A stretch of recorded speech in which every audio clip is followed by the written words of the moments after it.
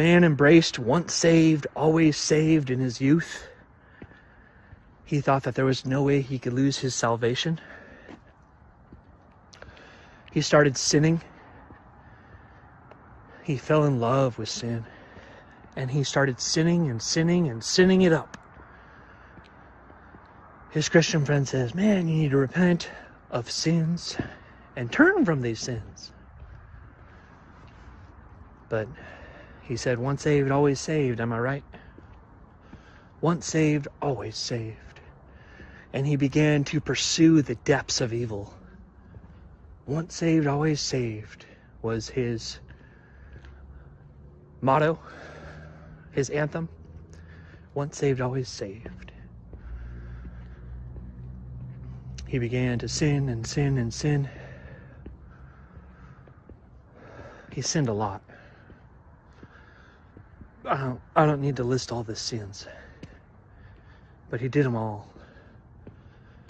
And he did them as much as he could. Finally, he died, and he woke up in a desert.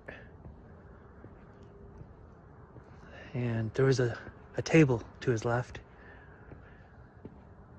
And the table had these little prongs. It was like kind of weird, but they went through his stomach and he was bleeding out of his stomach. Maggots were feasting on his back. I mean, 112 degrees outside. Sand everywhere. And 1 mile away, there was a table. And on the table, there was a dice.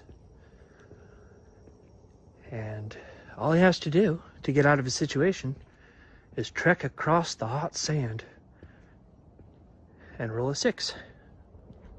He'll have a 1 in 6 chance. But if he rolls a 1, a 2, a 3, a 4, or a 5, then he goes back to his starting position. And he has to do it again. He has to trek another mile. And he just realizes this intuitively. He knows. It's like he was told, spiritually, oh, that's what I got to do to get out of here. Why am I in hell? He yelled. Why?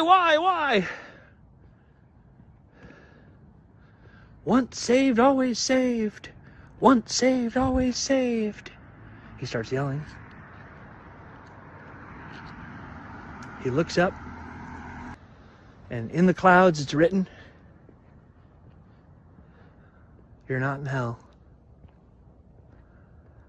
You're in church discipline.